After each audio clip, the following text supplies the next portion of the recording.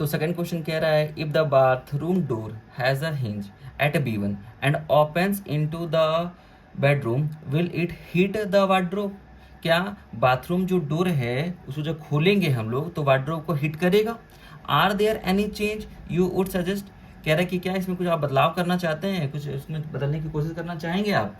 कह रहा है कि हाँ, तो आप सजेस्ट कीजिए। If the door is made wider. क्या डोर को और वाइड करना पड़ेगा कि नहीं करना पड़ेगा, इस बारे में आपको सजेशन देना है। ठीक है, तो देखिए कह रहा है पिछले क्लास में हम लोगों ने देखा था कि ये रहा हमारा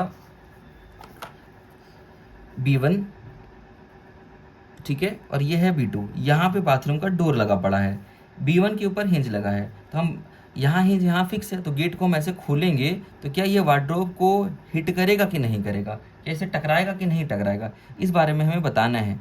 ठीक है, तो चलिए बताते हैं कि कैसे हम इसे सॉल्व करेंगे। तो सबसे पहले हम कोऑर्डिनेट लिखेंगे कि कोऑर्डिनेट जो है हमारे पास वो क्या क्या है।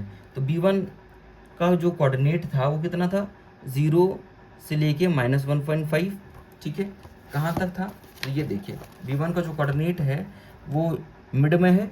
ठीक है, तो 1 और 1.5 वाई एक्सेस हो गया, और वाई एक्सेस में एक्स का वैल्यू 0 होता है, तो B1 का कोऑर्डिनेट हो गया कितना, 0 और -1, 0 और 1.5।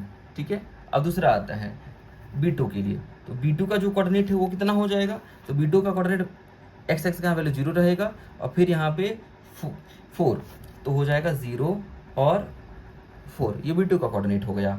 ठीक है, अब हम लोग चलेंगे वार्डरोब के ऊपर कि वार्डरोब जो होता है वो कहाँ से स्टार्ट होता है। तो वार्डरोब देखिएगा ध्यान से, तो वार्डरोब कहाँ से स्टार्ट होगा, ये वार्डरोब W1 से लेके कहाँ से कहाँ तक, तो W1 से लेके W4।